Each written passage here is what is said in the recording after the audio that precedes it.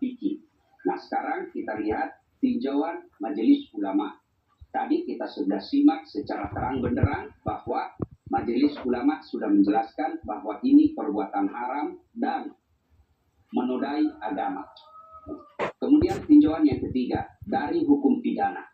Dari hukum pidana ini jelas saya bacakan pasal tentang KUHP tentang penodaan agama. Karena hukum itu hukum kata dan kalimatnya mengandung konsekuensi. Saya tidak mau salah, maka saya bacakan.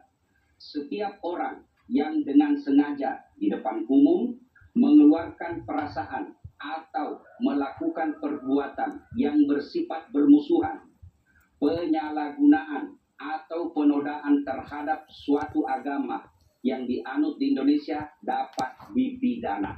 Nah, sekarang ini adakah unsur kebencian? Jelas. Ya, di konten saya di medsos sudah jelas. Ribuan yang mengecam dan akhirnya menimbulkan kericuhan. Bahkan ada komentar, tunjukkan di mana rumahnya, kami akan datangi, tunjukkan di mana orangnya, kami akan datangi. Berarti dengan kalimat-kalimat seperti ini, potensi menimbulkan kerusuhan dan potensi melahirkan kegaduhan.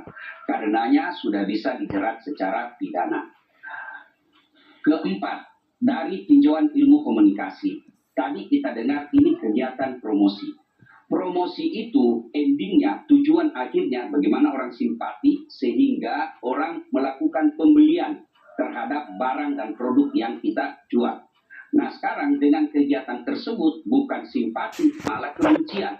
Karenanya dari tinjauan ilmu promosi ini sudah jelas tidak sesuai dengan kaedah-kaedah ilmu promosi. Saya mengharap ini dihukum.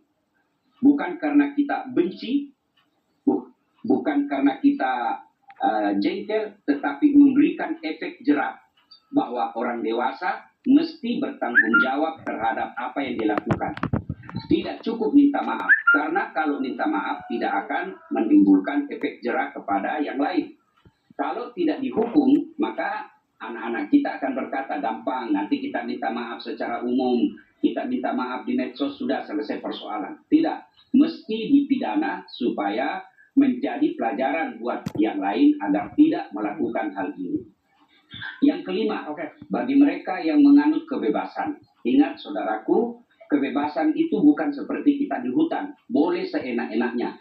Kebebasan kita dibatasi oleh hak-hak dan aturan-aturan. Aturan pidana, kita kenal dengan KUHP. Kemudian kita juga dibatasi oleh norma, baik norma agama maupun norma sosial. Agama apapun, saya yakin tidak setuju dengan perbuatan seperti ini. Baik, Ustadz. Mungkin ada beberapa hal yang bisa kami tanyakan. Selain memang tadi kan sudah sesuai dengan ketentuan, Anda sudah katakan. Tapi Ustadz, apakah tantangan untuk menghafal Al-Quran atau surat-surat ini? Tadi Ustadz juga sempat mengatakan beberapa hal ya, Fatimah, termasuk juga ancaman dan termasuk penghinaan, begitu masuk ke arah penistaan. Tadi sempat dikatakan sudah dikatakan jelas bahwa ini merupakan bentuk ranahnya sudah masuk ke penistaan begitu ya. Iya, tidak hanya permintaan maaf tidak cukup begitu, karena di sisi lain MUI mengecam kejadian tersebut. Di Jakarta kejadiannya di mana Gubernur DKI Pramono Anung tadi sempat mengatakan bahwa mengecam kejadian ini. Banyak masyarakat yang juga concern, serius menanggapi hal ini. Bahkan laporannya sudah masuk ke Polda Metro Jaya begitu. Ini ancaman yang serius ya, Fatimah. Masyarakat juga marah, tadi disampaikan Pak Ustadz bahwa di komentar Instagramnya, postingannya banyak masyarakat yang mengecam, bahkan sampai mencari di mana rumah pelaku tersebut. Namun memang saat ini pelaporannya sudah masuk ke kepolisian. Tadi juga disampaikan menurut Pak Ustadz bahwa memang tidak bisa hanya teguran saja, tapi memang harus ada hukuman yang setimpal begitu. Itu dia, ini jadi pembelajaran juga ya buat kita semua, termasuk kita Fatimah nih. Jangan asal ngomong aja, karena dampaknya cukup panjang begitu. Bisa ke arah pidana dan juga apalagi menyangkut orang-orang lain yang merasa tersinggung, keagamaan agama lainnya begitu. Ustadz sudah kembali bersama kami ya.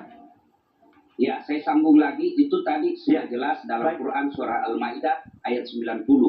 Nah, sekarang kita lihat urutan kedua sumber hukum Islam setelah Quran hadis.